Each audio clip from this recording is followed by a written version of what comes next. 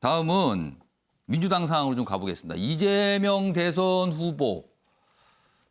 최근에 여러 가지 공약성 이야기를 많이 내놓고 있는데 어제는 정치 개혁과 관련된 얘기를 좀 강하게 얘기했습니다. 당 행사에서 그런 얘기를 좀 목소리를 냈는데요. 기사가 먼저 하나 있습니다. 소개해드리죠.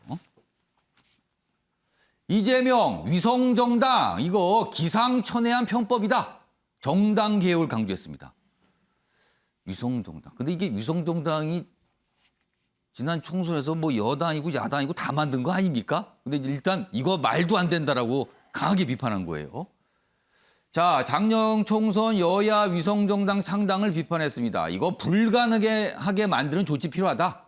그러다 정의당은 말은 됐고요. 행동을 좀 하세요, 이제는. 또 이렇게 쓴소리 내놨습니다. 반응이 이렇습니다. 어제 상황입니다, 지금. 자, 그럼요. 이 내용과 관련해서 이재명 후보가 한 얘기 영상으로 담았습니다. 보시죠. 전국을 순회하면서 듣는 얘기가 우리 더불어민주당이 매우 느려진 것 같다. 기득권 된 거 아니냐 이런 말씀들을 많이 들었습니다. 위성정당이라고 하는 아주 기상천외한 이 편법으로 여야가 정말 힘들어 합의한 대의민주주의 체제가 실제로 한번 작동도 못 해보고 다시 후퇴해버린 것 같습니다. 위성정당을 불가능하게 만드는 조치들도 필요하지 않겠냐는 생각을 합니다. 자, 그런데요. 지금 위성정당 비판했잖아요. 근데 총선 끝나고 이 위성정당과 뭐 이렇게 합하는 모습도 있었고요. 최근에는 이제 범여권 내에서 또 당과 당끼리 합당이 추진되고 있기도 하고 뭐 그렇습니다. 그래서 좀 이런 상황과 지금 현재 모습이 같이 갈 수 있는 건가? 뭐 이런 지적도, 이런 시각도 있거든요. 자, 그럼요. 이와 관련된 영상 따로 하나 더 준비했는데요. 과거 발언입니다. 확인해 보겠습니다. 송영길 더불어민주당 대표와 최강욱 열린민주당 대표는 당대당 통합에 대한 의견을 나누고 통합을 추진하기로 합의했습니다. 송영길 대표는 협상을 추진하기 위한 더불어민주당 측 협상대표로 우상호 의원을 지명하였습니다. 향후 협상단으로부터 협상 결과를 보고받고 통합이 원만히 이루어지도록 할 계획입니다. 자, 이게 좀 벌써 한 달 이상 지난 얘기인데요. 다음 내용 좀 보겠습니다. 이재명 후보도 얼마 전에 이런 얘기를 좀 남겼습니다. 사실 열린민주당, 지금 합당 추진 중이죠. 열린민주당은 원래 한 식구였다. 저번 총선 과정에서는 전략적인 필요에 따라서 잠깐 헤어진 가족들이다. 빨리 합류하는 게 맞는 것 같다. 이런 얘기를 얼마 전에 했거든요. 근데 어제 약간 이제 위성정당 뭐 이런 얘기를 하면서 뭐 열린민주당이 뭐 위성정당이다 이렇게 볼 수는 없지만 이런 무슨 전략적 필요에 따라서 이런 얘기까지 꺼냈거든요. 근데 이제 위성정당 얘기를 하면서 그거 안 된다. 뭐 이런 거잖아요, 뭔가. 자, 이 얘기 좀 해보겠습니다. 자, 남영희 대변인께 위성정당 절대 안 된다. 앞으로 이거 막아야 된다 하는 거하고 지금 합당 과정에 또 논의가 있거든요. 근데 전략적 필요라고까지 과거에 또 얘기했는데 이 상황이 같이 갈 수 있는 건가요, 지금? 이거 뭔가 좀 모순되는 거 아닙니까, 지금?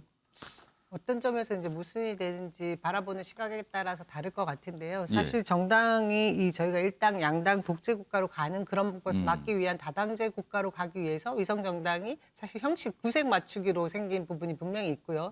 지난 총선에서 그 연동형 비례제를 얘기하면서 선거법을 사실상 의회에서 무력화시킨 부분이 분명히 있습니다. 이런 것들을 원칙적으로 돌려놓자라고 얘기하는 것이 지금 이재명 후보의 그 정당에 관련된 본인의 소신을 말씀하신 거고요.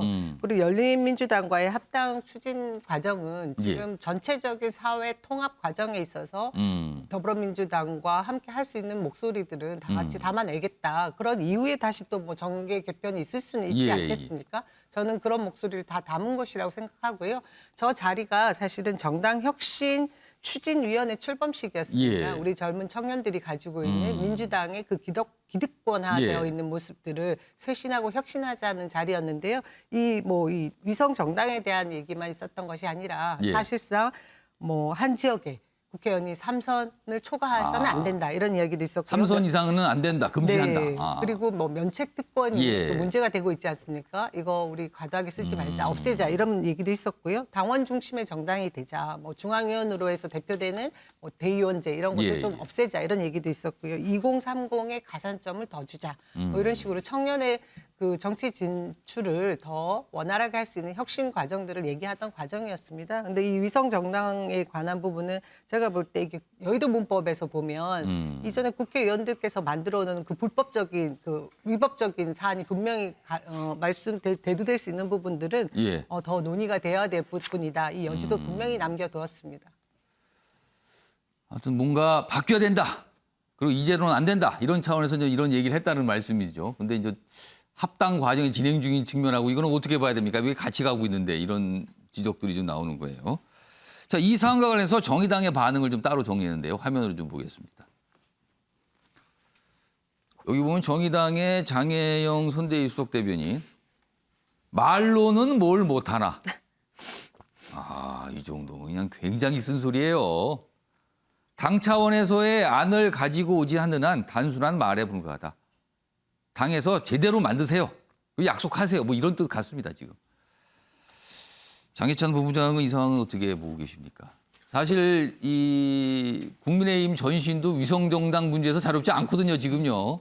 어떻게 보셨어요? 그러니까 국민의힘 같은 경우는 이 위성정당 이제 애초에 그 당시 패스트트랙을 통해서 통과시켰던 선거법 개정안에 대해서 반대했기 때문에 예. 처음부터 위성정당에 대해서 우리는 안 하겠다 이런 말을 한 적이 없는 것이고요.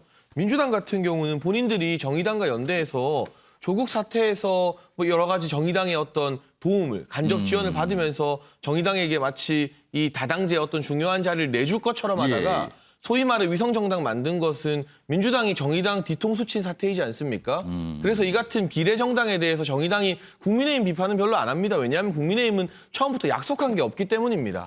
결과적으로 지금 와서 말을 뒤바꾸는 이 같은 행태 때문에 제가 봤을 때 심상정 정의당 후보가 대선 끝까지 아주 최선을 다해서 완주하지 않을까 싶은 생각이 좀 들고요. 예. 지금 이 이재명 후보의 저러한 발언은 사실상 이 미리부터 정의당의 어떤 심상정 후보에게 다음을 또 약속하면서 단일화를 하자는 간접적인 어떤 정무적인 제안으로 보이는데 예. 정의당이 그동안 민주당에게 당해도 너무 많이 당했기 때문에 이런 식의 이 얕은 발언, 더군다나 이재명 후보 같은 경우는 이재명은 합니다가 아니라 이재명은 이랬다 저랬다 합니다는 그런 행보를 계속 보여주고 있거든요.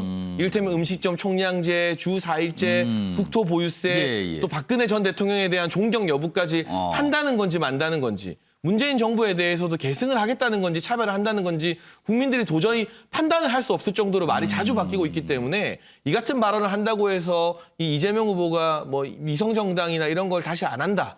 또 대의민주주의 후퇴한 것에 대해서 반성하면서 예. 또 다른 다당제의 길을 연다고 믿을 국민이나 또 믿을 정의당 사람들은 없지 않을까 싶습니다. 네. 그러니까 뭔가 정치적인 대선 관련된 계산이 좀 있는 거 아니냐 이렇게 좀 해석을 하신 거예요. 어제는 이 내용 말고 다른 내용도 하나 더 있었어요. 보겠습니다. 다음 기사입니다. 반성 메시지 띄운 이재명. 내년 재보궐선거 일부 무공천 검토한다. 재보선 무공천 얘기가 있습니다. 왜냐하면 원인을 당에서 만들었다면 책임을 지겠다는 거예요. 근데 이것도요, 또 과거의 민주당의 모습과는 좀 다른 모습이에요. 자, 그럼요, 이와 관련된 어제 이재명 후보의 이야기도 확인해 보겠습니다. 당에서 재보궐선거 지역 무공천 가능성도 검토한다고 했는데 검토 중입니다. 자, 여기 보시면요, 추가 설명 좀 드리죠. 여기 보면 지금 서울 종로를 포함해서 5곳이 재보궐선거 지역이에요. 대선 일에 같이 열릴 거로 보입니다, 지금요. 그런데 이제 몇몇 지역은 민주당 차원의 책임이 있죠. 유발을 했으니까요. 자, 그렇다면 여기에 후보를 안 되는 것인가? 그리고 또 관심사는 서울 종로는 이낙연 전 대표가 대선 출마를 하기 위해서 그만둔 곳이잖아요. 그 보궐선거가 열리거든요. 그럼 여기는 과연 어떻게 되는 것인가? 이거 굉장히 어떻게 보면 굉장히 심각한 문제일 수도 있습니다. 이 얘기 좀 해보겠습니다. 김구락 교수님. 네. 사실은 얼마 전에 당원 당규를 뭐 당원 투표제도 고쳐갖고 이제 출마시켰잖아요. 올해 그 이제 보궐선거 때 서울시장이라든가 이제 부산 뭐 이런 관련해서. 근데 이제 그거 안 된다는 걸 얘기를 강조하면서 책임이 있으면 보궐선거 이건 공천 안 한다. 뭐 이런 내용이었어요. 종로, 서울 종로 무공천이 될까요? 아니면 김구라 교수님의 어떤 개인적인 의견을 좀 주시죠. 일단 먼저 종로 얘기부터 하면 예. 종로는 무공천 대상이 아닙니다. 그러니까 민주당에서 무공천을 하는 그런 조건은 뭐냐면 예. 기존에 있던 당선인이 뭔가 불법적인 중대한 어떤 범죄와 연루돼서 사퇴하게 됐을 경우에 이 지역을 이 공석으로 남기고 공천을 하지 않는다는 조건이었기 때문에 예. 예컨대 종로는 이낙연 후보가 당시 후보로서 이제 모든 것을 이 대선 후보로서의 어떤 것에 예. 올인한다. 뭐 그런 차원에서 정책 선택의 차원이었기 때문에 종로를 어떤 뭐 무공천할 선거법 이유가 위반이나 이런 거하고는 전혀 이거는 상관이 없는 전혀 것이다. 상관이 없는 예. 거죠. 지금 이재명 후보의 정당 개혁의 어떤 큰 줄기는 뭐냐면 원칙으로 돌아가자는 거거든요. 그러니까 우리가 연동형 비례대표제라는 걸 해놓고서 사실은 의석수가 거기서 깎일 것 같으니까 위성정당을 만들고 이게 원칙을 사실 무너뜨린 것이고 지금 우리가 이제 서울시장 그리고 부산시장 재보궐선거 때도 마찬가지죠. 그때 이제 사실은 이 당규를 고친 거 아닙니까? 예. 이제 이런 거 하지 말자는 거거든요. 그리고 이제 또 한 가지 저는 관심 있게 본 게 뭐 국회의원 특권 뭐 이런 거 내려놓는 것도 좋지만 예. 당내 민주화를 좀 단행을 하자. 그러니까 지금 민주당이 계속되어 오면서 다른 목소리들이 지금 마구 나오는 그런 부분들이 좀 결여된 측면이 있었거든요. 예. 그러니까 이걸 다시 살려서 과거의 어떤 굉장히 모든 얘기들이 다 이를 떠오를 수 있는 예. 자신들의 얘기를 개진할 수 있는 그런 정당의 모습, 그런 민주당으로 돌아가자 뭐 이런 취지인 것이고 그래서 원칙과 소통이라는 그런 어떤 방향으로 지금 당을 개혁하려고 하는 그런 취지 속에서 이 정당개혁위원회를 지금 만들어 놓은 것 같아요. 예. 그 차원에서 이제 무공천 얘기도 나온 것 같은데 예. 종로는 거기에 해당 사항이 아니다. 일단 종로는 해당 사항이 없다고 보시고요. 그리고 위성정당이라든가 이 무공천 문제는 과거 총선 그리고 지난 4월의 재보궐선거에 대한 당의 과오를 지적했다. 이렇게 보시는 거네요. 그러면요. 자, 민윤전 의원께서는 똑같은 질문입니다. 종로에 관해서 그리고 사실 민주당이 과거에 했던 거에 대한 반성을 한 거예요. 이 네. 두 가지 사안에서 어떤 의견이신지요? 민주당이 과거에 대한 반성을 했다기보다는 이재명 후보가 이제 과거에 잘못된 부분에 대해서 지적을 한 것 같아요. 그러면 당 차원은 아직 아니라고 그러니까 보시는 민주당이 거예요? 어떻게 반응하느냐에 따라서 이재명 후보의 진정성과 이재명 후보가 이번 대선 과정에서 민주당이 얼마나 헤게모니를 잡고 있는지가 드러날 것 같은데요. 이재명 후보 같은 경우는 지난번 서울시장 재보궐선거 때도 공천하지 말자 그랬어요. 왜냐하면 박원순 전 시장의 과오로 인해서 발생한 거기 때문에 우리는 과거 사실 부산도 그때도 의견이 그랬었고요. 분분했어요. 네, 여러 그때 가지 그래서 라디오 이유들이요. 인터뷰에서 나와서 당당하게 인터뷰했죠. 물론 그때는 경기도지사 신분이었죠. 그런데 하루도 안 돼가지고 민주당에서는 그 의견 묵살했거든요. 그리고 공천을 했고요. 근데 이번에도 정치개혁 차원에서 이재명 후보가 지금 주장을 하고 있는데 저는 정치 발전을 위해서 이재명 후보가 지금 주장하는 거 전 받아들여지면 저는 그건 뭐 국민의힘에도 좋은 방향이라고 생각을 하는데요. 과연 민주당에서 이걸 받아들일 것이냐, 이재명 후보의 얼마나 정치 개혁이 흡수될 것이냐의 문제고요. 종로는 지금 김 교수님께서 말씀하셨지만 이재명 후보가 저렇게 주장을 해도 이 후보도 나중에는 종로는 대상이 아니다. 그렇게 저는 나올 거라고 생각을 해요. 그렇게 추가적인 네, 얘기를 네. 할 수 있다. 경기 안성이나 충청도 같은 경우에는 이제 선거법 위반이지만 종로는 상황이 다르다. 그러니까 종로는 공천을 한다. 그리고 종로가 정치 1번지고 예. 또 대선과 같이 치러지는 서울의 핵심지역이고 수도권의 핵심지역이거든요. 근데 종로에서 힘을 빼고 간다는 건 이재명 후보 입장에서도 불리하기 예. 때문에 종로에 관한 하는 말 바꾸기가 아니다. 이건 원래부터 내가 이렇게 얘기한 거 아니다라고 그때는 갈 것 같고요. 그걸 대상으로 한 게 아니었다. 네, 아. 네, 네. 근데 저는 이 정치 개혁이 완성이 되기 위해서는 앞서 얘기했던 위성정당 문제는 분명히 해결을 해야 되는데 위성정당과 통합하면서 위성정당 잘못됐다고 얘기하는 거는 본인이 본인 말을 뒤집는 거라서 이건 어불성설이죠. 이거 하려면 비록 같은 계열이고 같은 가치관을 하는 뭐 민주정당 계열이지만 예. 과감하게 우리는 청산하고 가겠다라고 해야지 그 진정성이 믿어지지 위성정당과는 원래 같은 가족이라 합당한다. 그러면서 앞으로 위성정당 안 만들겠다. 그러면 취할 건 다 취하고 앞으로 우리 잘 살게 이거는 똑같거든요. 그래서 과거에 대한 반성이 제대로 이루어지지 않고 있다라고 봅니다. 위성정당 하셨지만 또 각각의 정당들이 우리 위성정당 아니에요. 우리는 생각이 같으니까 합당하는 거 또 이럴 수도 있습니다. 그쵸, 뭐 네. 그런 반론도 충분히 가능합니다. 참고로 말씀드리겠습니다.